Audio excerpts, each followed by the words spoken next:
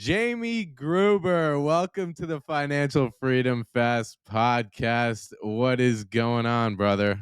Not much, man. It's a pleasure to be here. Glad we're both we're expats right now. So you're over in Europe. I'm down in the Dominican. We've shunned our home country for a little while, and we're and we're just traveling the world. But no, man, I'm excited to be here. Man, getting to see it all and doing all the traveling. That's right. I'm out in Paris. Jamie is in the Dominican. Jamie, why are you in the Dominican? Like, how are you doing that? Are you living there? Are you only there for a few months? What's that situation? Yeah. So a few years back, I was a corporate exec with a large insurance company, making a good salary and all of that, but felt this sort of pull to a different kind of life. And I remember stating my vision at the time was I want to live for at least 3 months a year in any country I want to with my family. That was the stated vision, the thing drawing me forward. So flash forward after doing some work investing in real estate and building a brand and all of the things I didn't know I was going to do as I went down this journey of trying to figure out a way out of the job. It happened. I ended up leaving my job about 2 years ago now as we record this. And at a certain point, it was like, okay, I guess now I can. So where do we want to go? So my wife being originally from the Dominican, she immigrated when she was a kid. That kind of became the first destination. We've been here a bunch of times. She's got a bunch of extended family down here still. My kids are the same age as a lot of their what would be their cousins. So my wife's cousins' kids. And we thought, let's get them that experience. So we decided to do at least a year, probably a year. Maybe we might go a little longer. We'll see in the DR. That started in August 2021. I'm sorry, 2022. And we're targeting August 2023 for the decision point on do we stay another year? Do we go? Do we keep a couple extra months here or whatever it might be? But that's how it was a stated vision. And when the reality of the circumstance allowed for it, it was almost like I'd be a hypocrite to myself if I didn't execute on what I said I wanted. So we made the move. Right. Right, man. You said what you were gonna do, and then you got that's the thing. Some people say that they'll get to one point. When I get to there, I'm gonna do this. But you got there and you said, I'm here. Let's go do this. So what gave you the confidence to get out of that job and then go make this transition 2 years ago? What gave you the confidence to quit and say, I'm done? Yeah, I think a big thing that people think is, and you said it a minute ago, when I have what I desire, then I'll be, right? So, in other Mm, words, my identity will be that of an entrepreneur or nomad or whatever it is once I've achieved this objective. The difference, and it wasn't intentional, but I see it in hindsight, was that I actually made the identity shift in place. And that forged a different path forward. In other words, mm, I talk about this with parenting all the time. When you become a parent, right, you don't technically, by definition, become a parent until your child is born. But the moment that you or your spouse become pregnant, your identity instantly mm, shifts to that of a parent. And then the result lags. So when you're pregnant, it's okay, I got to financially align things in a different way than I did before. I got to paint mm, the nursery. I got to buy the certain things. There's the nesting phase that pregnant women go through. There's all these things that shift your identity in place. And then the result lags. 9 months later, you have the child and you realize the identity that you shifted into. And it's no different in the job. At a certain point, if I was saying, I want to be a real estate investor or I want to be financially free or I want to be a nomad, then you're always putting the fishing line out and chasing after it, not able to achieve mm, it. I believe that what happened for me, and there was a couple of reasons why it did, was I shifted my identity to when I'm an entrepreneur, I'm a nomad, I'm somebody who travels, I don't have a W2. It wasn't like I was telling myself this even in affirmations. It was just like I aligned with that. And when that mm. happens, the result lags simply, just like being a parent. So I think the confidence was built by putting myself in the situation mentally and I guess emotionally to be nomad, to be an entrepreneur, to be a real estate investor. That is so good. Shifting identities into what you want to be. I feel like I went through something similar when first found out about financial freedom, reading Rich Dad Poor Dad, investing in real estate, bought my first 4 unit. And then once I had that and I started buying a little bit more real estate, I had already switched. I was still working my job, I was still there, but in my head, dude, I was financially free. And you're right, where once you align with that and once you are there, the things are going to start coming. Your life is going to transform because you are already that person. How can someone step into that new identity? Do you have any tips around that? Yeah, I think it's all a matter of who you surround yourself with. You want six pack abs. You're probably not going to hang out with five people that eat McDonald's every day, right? You're going to go to the gym and you're going to find the people with the six pack abs because if you're around them long enough, showing up with them, the intensity of your workout, the accountability you feel not to eat the donut or whatever it might be is going to be there so that you achieve what they have, six pack abs. A lot of people that are in their W 2 or in any situation for that matter are surrounded only by that community of people that represent who they currently are. And I Mm, decided, and when you decided that it was time for me to make a shift or that I had shifted, that my identity did shift, the next thing, the most logical thing, and again, it wasn't like I was thinking this clearly then, but when I look back and look at the steps, it was I got to find people that represent who I'm becoming or who I've identity shifted into, right? So I always call it having a remember when community versus an imagine when community. So the people that are around me when I'm in my W 2 and I'm physically in the space of where I'm not who I identify as anymore. And it's this whole identity thing, it gets into the anyway, but mm, not who I identify as anymore, but I want to talk to people about what I want to do. But you go ahead and tell people that are 9 to 5ers that are career people that look at like paycheck is everything, just like I did. If you've shifted out of that mindset, but then bring back to that remember when community, those who know you for who you are and who you've been, and say, mm, I'm buying real estate, I'm starting a business. They're going to, like crabs in a barrel, drag you back in to your current situation, your old identity and current situation. My uncle Tony bought real estate and man, he got sued. You got to be careful. Do you really mm, want those 2 a.m. calls, which has never happened to me? Do you really want those 2 a.m. calls for tenants and toilets or starting a business? There's so many things that you're going to get audited. Like there's just things people have heard and download into you because they want to keep you safe. I think it's an act of love. You remember when community doing that, but all it does is I'm over here and you're dragging me back to over there. But if you align with people who don't look at who you've been or who you are, they don't care. They're aligned with who you're becoming, who you're imagining to be, right? Your imagine when community. When you find those people, they drag you forward. Not only do they show you the way, like the people with six pack abs, but when you're mm, losing your nerve, like I said, when you're about to eat the donut, they're right there to slap it out of your hand because they mm, know and they love you enough to say, I know where you're trying to go and that doesn't serve you. When you want to mm, retreat, when it gets hard, when something goes wrong on a project or whatever, they're there to keep you there and say it's okay.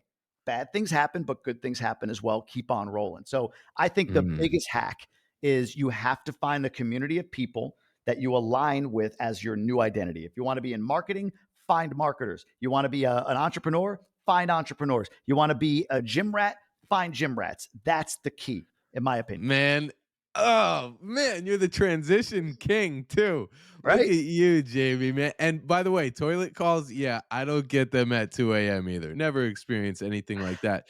And what you said about keeping you safe, they wanna keep you safe, but also people don't like change. If your friends that you're with, if the people that you're around see that you're gonna be changing, they think that you're gonna be gone, you're gonna be going. They want you to stay around. They want you to be the same as them because people to feel comfortable. They don't like to have this one person who is pushing ahead and grinding and being out there doing these amazing things. They feel like they're going to be left behind. They also, I think there's a little bit of that comes into the equation there.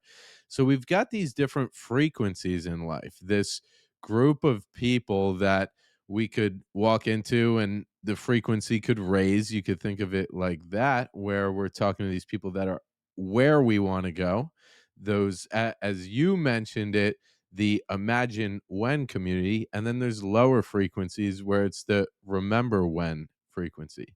So this power of networking huge can get you to where you want to be. So what's the first step in networking, Jamie? How do we do this stuff? So there's a lot of different ways that you can start to. So in the real estate spaces, there's a lot of local real estate meetups. You could start attending those. But I would look at it this way. I think that there's 3 levels of creating the kind of network that you want that represents your future identity or the current identity that you have with the future results lagging. And I call it the 3 A's, right? So the first is simply act. So if you are, say, a real estate investor in your identity now, I align with that. I'm a real estate investor. I feel compelled and pulled toward that. I've got my vision and here I go.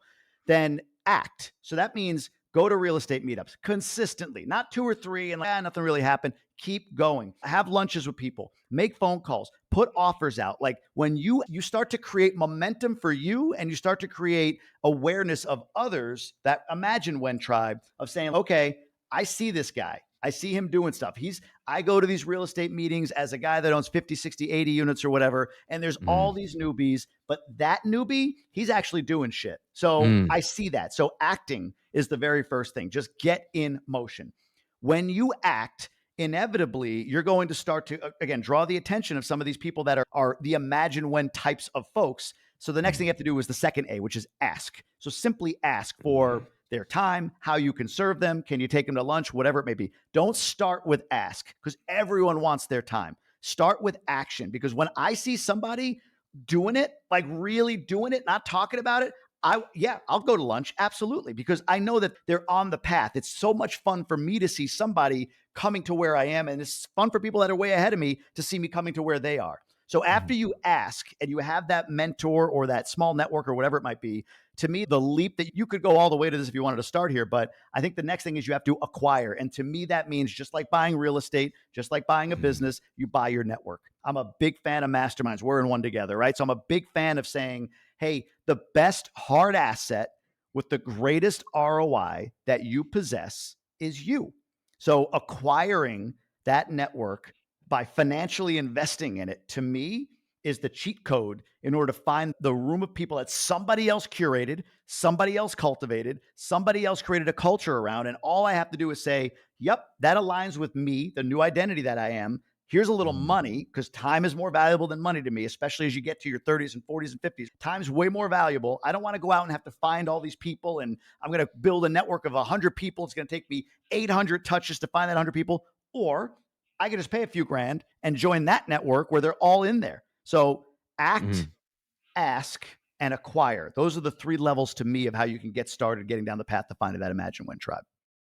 I love that. You just gave 3 solid ways, and I think that goes all the way from start to finish, right? You wanna act, you wanna get things done, start doing things that make you seem like you are that worker. Then you can make that ask. If let's say you're the smallest guy in the gym, but the biggest guy in the gym sees you working really hard Great every point. single day, but maybe you're not doing the right thing. If that small guy goes up to the big guy and asks, how can I get as big as you? He Mm. is going to tell you, you need to eat more. You need to do these lifts. You need to lift correctly. It's not about weight, it's about your form. They're going to give you the tips to get to where they are. And then down the line, if you get a little bit bigger, maybe you get around these groups of bodybuilders where you're paying a little bit and Or going to trainers, right? You have a train. Right. nutritionist, you have Perfect. a personal trainer, a nutritionist, you have a team of people that you're investing in, right? A hormonal therapist to go through and how do you optimize and biohack, right? So that's a good example of exactly that. You act, people notice. The big guy's gonna, if I walk in sloppy and fat and go to the Right. big guy first day, hey man, how do I get big like you? It's man, You there's a got lot to talk about, right? Dude, I got a workout to do, right? But if I see this guy pushing, I want to work out with him. Look at him, man. He's really grinding. I'm going to work out with this guy as the big guy in the gym. And then to your point, yeah, you buy access to the experts at certain point that give you the accelerated path to your success. 100%. I think it was a book I read from Brian Tracy that's talked about being a amazing salesperson. If you wanted to be an amazing salesperson, you don't need to create your own way to be an amazing salesperson. Just go to the top salesperson,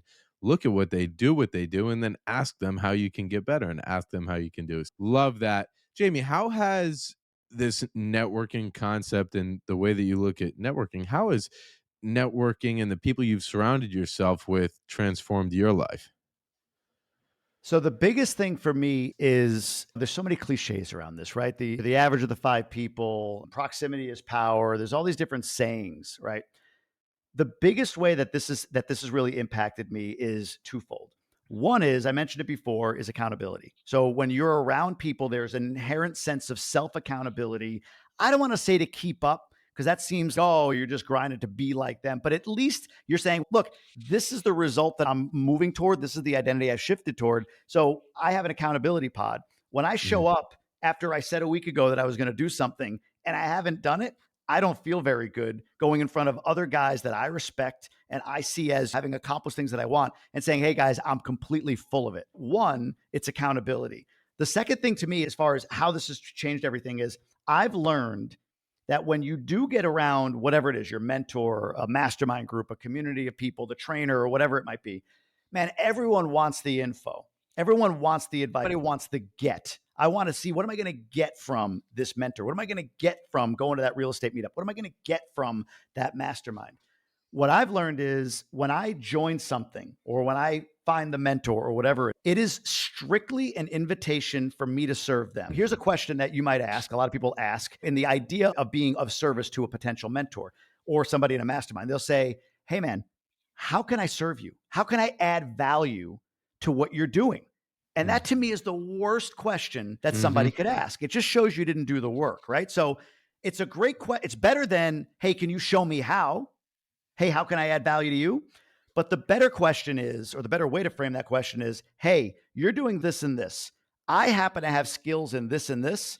If this is of value to you, I'd be happy to sit down and show you how that can work for you. So, for instance, if you're in the Mm. real estate space and you meet a big syndicator at a real estate meetup or somebody that's way ahead of you at a mastermind event or whatever it might be, and you have digital marketing skills and you know what their business is, and you say, hey, look, I see an opportunity for you with digital marketing. Dude, I love what you do. If it serves you, I could sit down and show you how digital marketing can actually Mm. accelerate your business. Happy to do it. I don't want you to pay me. I don't want anything. I just want to sit down and do that for you. So, by adding specific value in whatever way that you can, it's created partnerships, mentorships, and relationships that allowed me to unlock from my job. So, here's an example. My way of serving, so that I've learned for me, is connecting people, facilitating conversation or discussion between people. I'm just good at it, right? So I Mm. hear what somebody's doing and it locks in my brain. Some people might relate to this. And then a month later, or a week later, or 3 days later, I bump into somebody else that I meet them and they explain what they're trying to do or whatever. And my mind instantly goes to, oh, you got to meet, because I think what they could do and you could do together, like you guys could definitely help each other, or gals could definitely help each other. So that's how I add value. And after doing that enough, often enough, adding a connection here, or even like I'm at an event and we had a conversation, and a month later, I'm listening to a podcast. And on that podcast, around minute 25, the guest gives exactly what they needed. This person that I just talked to a month ago needs. I'll text Mm. them, hey, man, thought of you, listen to this episode. And even better, in service, skip to minute 25. I don't need you to listen to the whole thing and figure it out. Minute 25 to 29 is everything you need. So I just gave them something Mm. that's valuable to them, and I gave them a shortcut to where they need to go. So they got a 4 minute commitment of time because I took the time to cultivate that for them. By doing that sort of stuff over and over again, I got a partnership with a big syndicator. I got on the general partnership team. It allowed me to close on 10 apartment deals last year by being Mm. in partnership with a guy who's playing at a much bigger level than I was at that point. I Mm. met the owner of a baseball team, Major League Baseball team. And again, I didn't want anything from this guy. It was just cool to help him out with this, that, or the other. Calls me a month later, invites my entire family down to a game to sit in the owner's suite. So me, my two boys, my wife got to sit in the owner's suite. And at that game, I met a guy named Benjamin Hardy, who happens to be my favorite Mm. author, Who Not How, Gap in the Gain, 10X is easier than 2X. We became friends. And he sent me this book, 10X is easier than 2X. You can't see it on the corner here, but it's not on Mm. sale until May of 2023. So this is not even on sale yet, but the author I've become friends with enough where he's sending me his book and we stayed in connection. That serves me in a lot of ways, right? So by being in service to people around me in these communities, or a mentor that you find at a real estate event or a meetup.com business acquisition event or whatever it might be, being in service to me is the way that you get. It's not, okay, I paid this money or I'm spending this time. What's my return? It's spent this money or I'm spending this time. How can I best serve the people in this room? Truly, by understanding their needs and offering specific value. You keep that going. Don't worry about what you're going to get back. Don't expect anything. The Mm. universe, God, whatever, delivers value back to you. That's been my experience every time I get into a networking situation. Yes, and the key there is doing this because you wanna do it, Right. not doing it because you're hoping, "Oh, this guy knows that and can bring me this if I do this for him, so I'm gonna do this and try and manipulate this situation so he wants to give me that." That's not what it is. If you're Right. gonna do that, that's a transaction. That is not you giving yourself selflessly out giving your services Right. out there to someone because you wanna do it. We do that all the time, and we create these contracts that people don't know that they're in. So it's, I did this for you, I did this for you, I did this for you. So you're keeping score.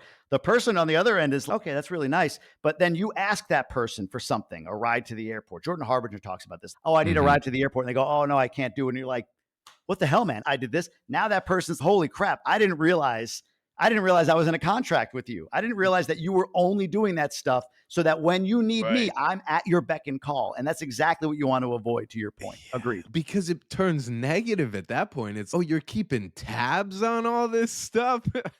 Like, I have to pay you back for each of those things? Are you kidding me? So, Jamie, how can one find what they might be able to do as a service or what they might be able to give to other people? Like, how did you fall into this, "I am a master networker"? Did it just come naturally? Yeah, it's funny. So I've had a lot of time to reflect on this. So if you can't tell, I come up with structures. I come up with, because I think it's, again, I think it's Right. of service. It's memorable for people, like the 3 A's, right? Mhm. Ask and acquire to find a mentor or a mastermind group or whatever. I call this determining your passion pairing. So I call it, it's a formula, right? A lot of people ask about, I don't know what value I can provide. I don't know what my Mm, purpose is. I don't know all of that. Like, how do I find it? Just what you asked. So I always look at it, it's like a formula. So start with, what do I love? Just topics, anything. I love talking. I love reading. Whatever. Just write down a bunch of stuff. What do I love?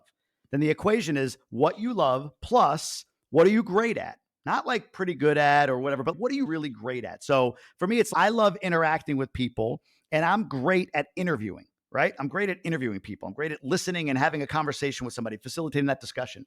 And when mm, you add those two things together, the other end of the equation is it equals value that you bring to the marketplace or that you bring to the event or to the individual. When you write down a whole bunch of things, 10, 20, 50, 100 things that you love and a whole bunch of things that you're great at, and then just start to put these things together, you come up with ideas on how you can add value. So for me, podcasting is how I add value in some way, right? I love interacting and talking. I'm really good at facilitating. There's that. I love speak. I love inspiring people. That's something I love. I'm great at speaking. So there you go. I can be paid to speak and offer that value to the world, if you will. So when you start to write down those two things, what do I love?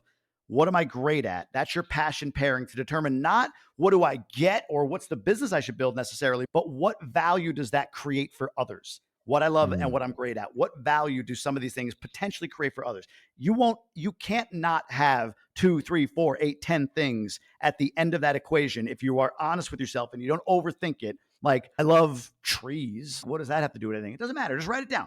Put it on the Mm, list. Everything in the I love paper clips. I love water. Great. Write it all down. And then what am mm. I great at? Well, I'm good at this. I'm good at that. I'm good at that. Okay, write it all down.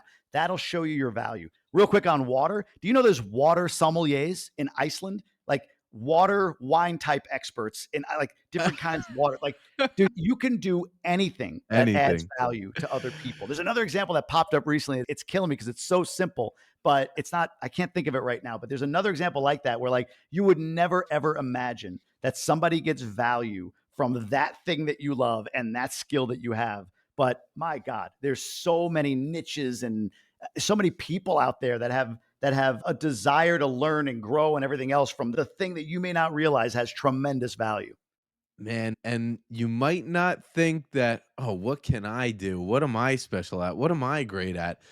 But there's something. There, like you said, there is value that everyone can add, and it's funny that you were saying, "What do I love and what am I great at?" I've got a book, like, the only book sitting right here on my desk is Ikigai.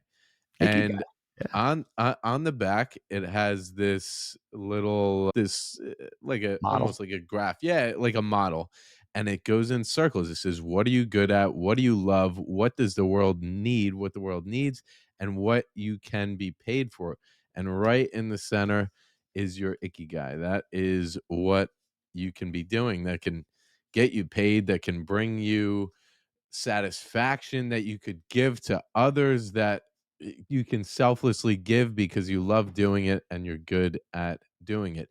100%. Jamie, going off of networking here, how can one decide and find how do you decide, should I network with this person? Should I network with this person? Do you just talk to everyone?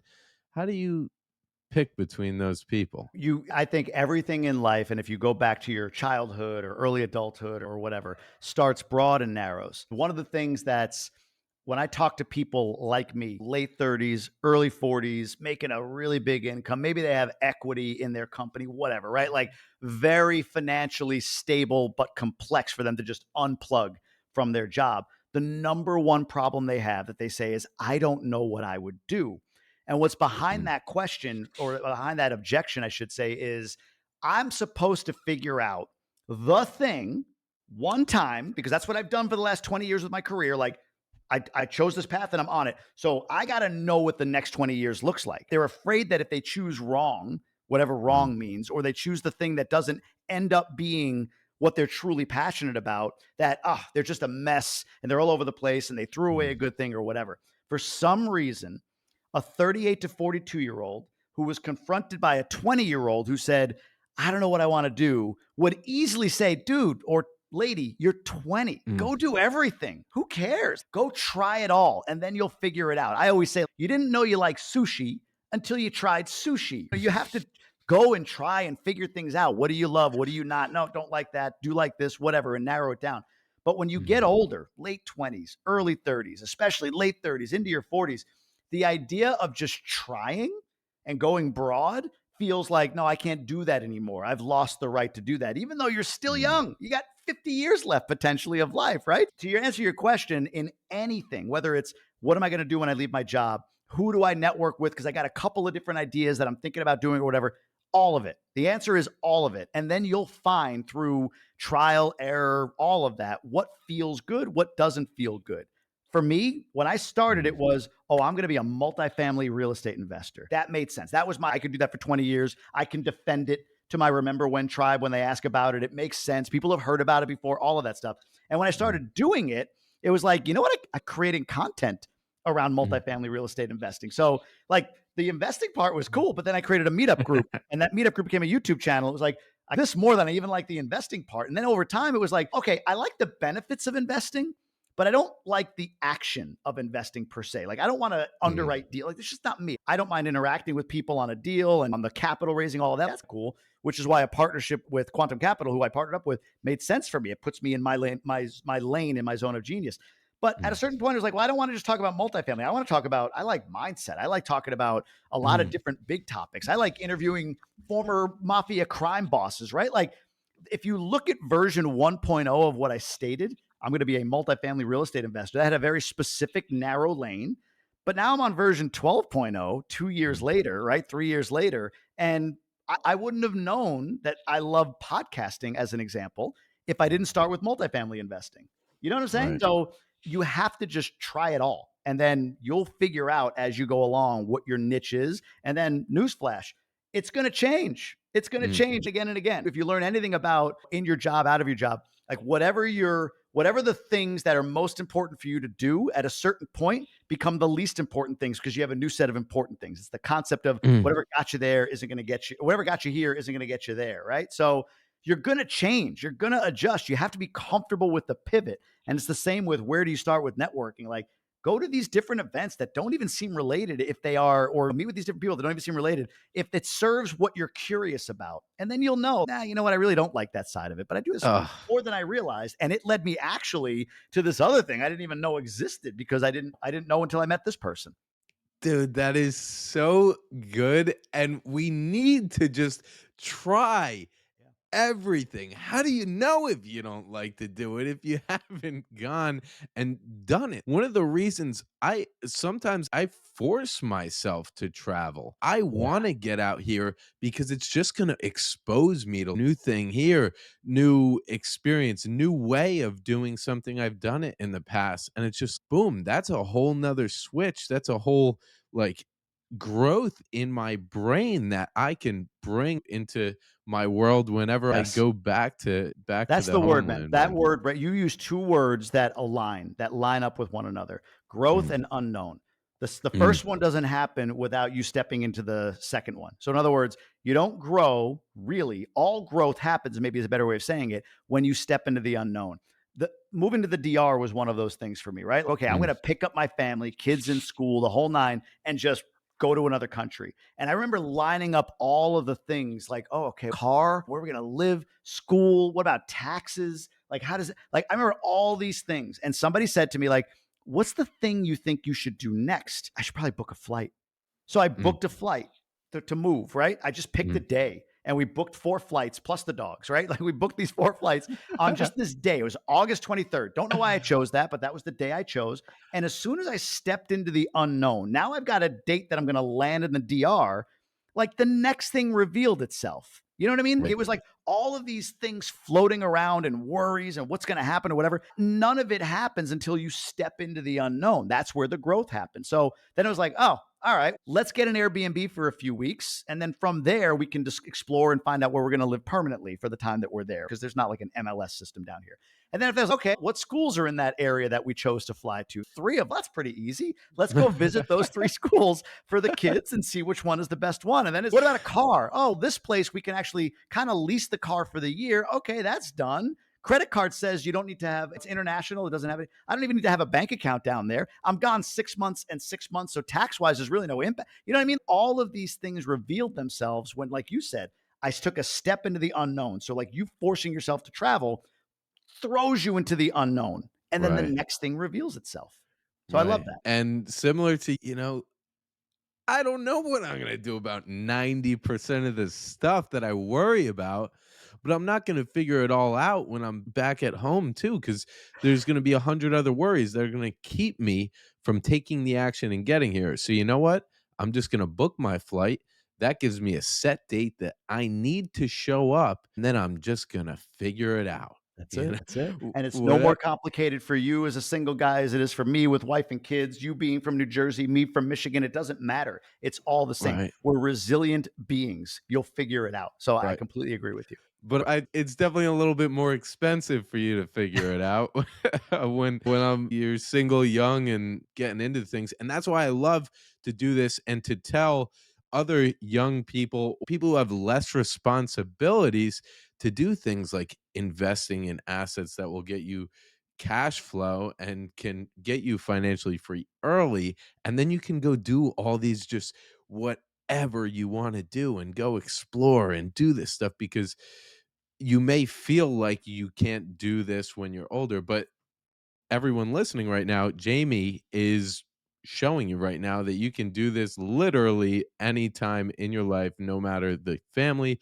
the kids, the age, whatever you have, the businesses that you have rocking. Always going to be a version of you that has advice for the younger one, right? So, like, the Mm, easy thing for the 40-year-old is like, oh man, if only I knew at 22 what I know now. I would go mm, back, because many of us, me included, felt the pressure of like, I got to get a job at 21, 22 years old. I got to figure stuff out here. It's time to get to life. And some of that might be conditioning. My parents married young, had kids young. My two older sisters, same thing, married young, kids young. So I'm supposed to get married young, kids young. I got to find the house. I got to have the job. I got to have the kids. I got to do it all mm, by 28. But it's got to be done. And then I just ride it out till 65. I think that was what was in my head. And then at 40, you're looking back at that. God, you were a baby at 22. People think at some point, like when they're 18, 19, that like 30 is adulthood. And then you get close to or at 30 and you're like, I'm still a kid. There's really no difference for me, mhm. right? Then it's like, I'm going to figure out by 40, but 30 to 40 goes at about 17 seconds. It goes fast. And that's when you start to realize this life is going to move. So you start to tune in with,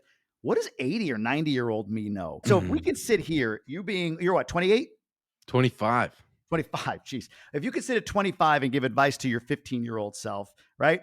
It's always, man, if only I knew then what I know now. Or me at 42 or 44, or whatever I am, giving advice to 25-year-old self. Oh my God, if only I knew what I knew now, I would have done so many things differently. But you Mhm, can't. You at 45, I don't. I know me at 90. You don't, I do. So if I go to mm, that person, if I go forward to me at 90, to your point about complexity of life or whatever. So what is 90-year-old self going to say to me? Okay, let's look at your complexity. You're mm, 44, young kids, you're vital, you're in your prime earning years, you've got the capacity to do whatever, you've got the energy, the whatever, you're in your absolute physical prime at this point of your life. So, what's complicated about that? Oh, how about this? I'm 90 and I'm about to die. Literally, I hope I make it till tomorrow. That's complicated. That's complex, right? So, when you gain perspective from the future version of you, there's never an age that's too complex or too old or whatever. Maybe even a nine, but I'm 90, I might say, What would a 100-year-old say version of me say to me? Right, Who knows? I don't know what that point of like age is or time in life where it's forget trying anything new because it's just time to die now. Whatever that is. Hopefully it's right. my actual last day and not a moment before that. But that's where like people get a little bit too lost on it's too complex for me because I have kids and a mortgage or my wife doesn't work, my husband doesn't work, or I have a family member that's sick or what. Everyone's Mm, got complexity. mm, Everyone. It doesn't mean that you can't, by shifting your identity, by stating your intention through your vision, and by taking action steps aligned with your identity towards your vision, that you can mm, achieve whatever it is you're trying to achieve within a year, 2, 3 years, way faster than retiring at 65 or whatever it mm. might be. Glean knowledge from future you. Stop beating your head against the wall, looking back at past you, because you can't do anything about that. That's my number Right. one piece of advice to people that, especially in their 30s and 40s. Man, we do love talking about mindset, huh? Took a nice switch there. Just hopping back on the network aspect of things, creating this community of people around you. Yeah. What about the people that you currently have in your life and the negative networks or people that you might feel are pulling you down? How do you deal with, do I drop that person? Do I just, are they a 1 day person instead of a 10-day person for me? How do you deal with that? There's 2 different layers to that, I think. So there's the people in your life that you probably are saying, "Hey, it's a non-starter for me to carve them out completely, to not have this mother, father, sister, brother." There might be some kids, some people in your life that you're just not going to cut away. But what I say is you could put them what I call like on the second row of your life, right? So it's not like they're out of your life, they're on the second row. Rather than feeling the obligation on a weekly basis to make the phone call, maybe it's once a month. Maybe it's once Mhm. every 6 months or whatever it might be. They're there, they're in your life, they're present, you're aware of them, but the time spent is with your Imagine When tribe, the people that really empower you, that close inner circle. There's the other people that come in and out of your life at various times for different reasons. And I think the best way to deal with that is not look at that's negative and I need that gone, but Mm. more, is this relationship serving me in any way? And if it's not, then leave it with gratitude. I had this happen recently where my actions created for this other person a sense of like that I'm not good for them. It's a humbling experience. Like they just felt like the way I Mm. behaved, the way I joke around and all of that stuff just it was toxic for them. It wasn't something that they could get down with. And initially my ego was really hurt. And it probably still is, right? It was like, "Oh my God, how do I how do I get back in this person's good graces? How do I apologize enough so that they like me again?" Right. But for them, they Right. made a decision. They need to put me at arm's length. So on my end, this now is I could either be the victim of this, I'm no longer in that person's network and I feel really bad about it. And I'm going to do everything I can to overcome their objection because I want them to like me again and feel better about me. Or I can look Right. at it and say, okay, there's a season that we had a friendship. I'm Mm. so thankful for the elements of the friendship that contributed to both of our lives. Because even if somebody feels I am or I feel they are toxic or whatever, there's good elements to every relationship in some way. With gratitude, I'm going to say thank you for that time that we had together. And you can even message somebody on this if you want to really appreciate the friendship we've had and then walk away from it. So I think you just Mm. have to decide for you, does it feel heavy or light? That's a great way of looking at it. Does this relationship feel heavy or light? When the phone rings, you're like, I don't really want to talk to this person. For whatever reason, it doesn't have to be justifiable. It could just be for you, like, not my kind of person. And then just with gratitude and that relationship. You don't even have to say anything. You can just let it die or Mhm. say to them, "Hey, listen, I'm in this space now where I'm trying to get really tight on my interactions and everything else like that. And I'm going to have to just distance myself a little bit from a lot of people in my life. I really appreciate all that you've been for me. Don't take offense if I'm not answering your call. I have to really focus in on my inner circle, my family, whatever it might be right now." I think for those that you're not going to get rid of, find a way to put them on the second row of your life, still in your life, but maybe not right there on the front lines. But for those other folks, just look and feel heavy or light. And then with gratitude, you can walk away from that relationship. Don't feel the need to, I got to burn it down. A lot of people do that. Oh, in order for me not to be friends with them anymore, I got to find reasons why they're a jerk and get rid of them. It's like, Mhm. no, I'm not served by that relationship. I'm grateful for what we had and I'm going to walk away now. And you can either state that or not. That's up to you, but that's the best way to do it, in my opinion. Right. We all have this amount of energy that we have in our lives that we can give out and put out into the world. One, if you're the only one giving energy and there's not any being reciprocated, you're probably going to feel that and you're not going to want to put energy there anymore. But also, if you're receiving a lot of negative energy from someone else and you why would anyone want negative energy in their life? I've done it more on the way of I'll talk to you when maybe when I see you in person, but I don't have a need for me to reach out to you, and you can keep on reaching out to me and saying negative things to me, but I'm not gonna respond to them, and I'm just gonna watch you say what you say, and however you whatever you think about me, that's your problem. That is not my problem, and we can take it from there, man. If you wanna be good, you wanna be friends, then let's do what friends do and add positive energy to each other, man. I Oh, think a great tactic that you can use, and I've done this recently, is if you start to go through, I call it future hacking, and you think mm, about, okay, at the end of life, what do I see? Who's around me? You're probably not going to have a very long list of people. Maybe it's spouse, kids, grandkids, whether they're real or not right now. Maybe there are a couple key people in your life that you hope are there, right? There might be a list of mm, there's maybe six or whatever, right? mm, Whatever that maybe it's three. Who knows? But there's going to be a very small network of people. It's not going to be my net worth sheet. It's not going to be that guy I met at a RIA meeting. It's not going to be any of that. And that's mm, not to say that you shouldn't value any friendships in the now, but it's more to say if at the end of life, that's all you really want, then whatever comes up now, new friendships or whatever, then just look at it as that's what it is. Like it's important to me in the moment. It's important to that mhm, person in the moment that we're friends. But for me, at the end of the day, my priorities are these people because they're going to be with me at the end of life.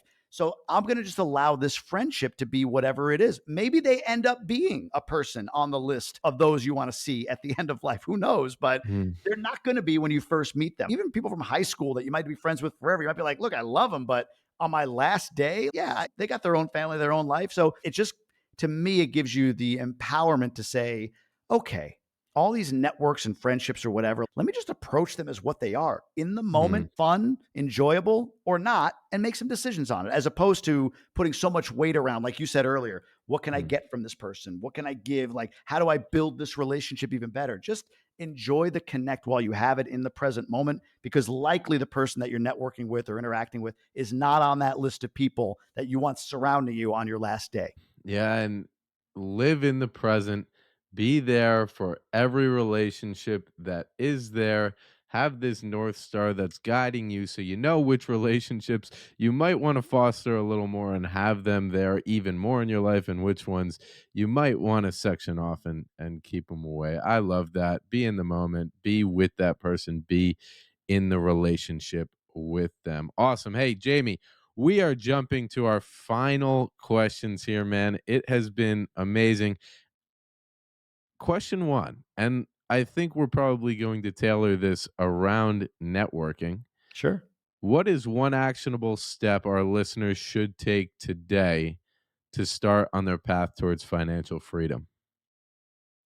I think the first thing, if it's one actionable step today, it would be to outline a 5-year vision. Doesn't have to be complex, but just what do you want? Not how are you going to get it, not why do you want it, but just what do you want? I think you have to create that compelling future vision, vivid vision for you to be drawn towards. So I always say the first step in getting job free or anything is there's 3 C's. The first one is clarity. So until you have that, you don't know where you're Mm, going. Any business or company, they've got a vision, a mission statement, right? So I would say sit down and scratch out for 20 minutes. What's the best vision that I have for my life? What makes me like, holy crap, that's what I want my life to look like, whatever it is, materially, family wise, or whatever it might be. Write out a vision. I think that's the number one step. that's so good. So these three C's. Yes. What were the three C's? We've kind of Clarity. talked about them. So clarity is one. Second is build confidence, which we talked about identity and shifting identity. The third Mm, C is find community. Find community that serves yeah, future you. So yeah. clarity, confidence, and community. Awesome. Love that. Last question, Jamie. What is one question that you wish I asked or topic that you wish I would have covered? And how would you have answered that question or how would you Oh, have wow. expanded upon that topic? That's a great question, man. I like that question a lot. It makes me think. So, one Mm, question I wish you would have asked, what comes to me? So, I think it's something along the lines of I think it's something along the lines of it's in the mindset space. It's like maybe a question around attraction, like how you can create a life. How about this? This is what I want. This is where I'm going with it. When is it the right time to make a change in your life? That's probably the question I would say, because I think the answer in that answer lies less certainty than people might be comfortable with. So the idea of quitting your job, right? Like when I quit, it wasn't that I had gobs and gobs of cash on the side or a ton of passive income coming in. It was Mm, like I started down that path. I had enough money to sustain me for, let's say, a year. I had some passive income to offset a percentage of my expenses. But the other thing was I had something compelling. We talked about vision. I had a business that I had built that aligned with the vision I had, travel 3 months with my family anywhere we want to go. That was my vision. mhm, It's built something that I felt like if I can focus all of my energy here, I'm going to take a bet on me that I can create what I want to out of this. And I won't burn money and I won't mm. like run out of passive income before I'm able to achieve that. So I Right. think the when to make a change in your life is when you're at a point that you've got some support, but not to the level where you don't need to be completely figured out, as long as you've Mm, got something that you can run toward, as opposed to simply running away from something. So that mm. would be my answer to the question that I wish you would have asked. Such a good question, and I was in the same position, man.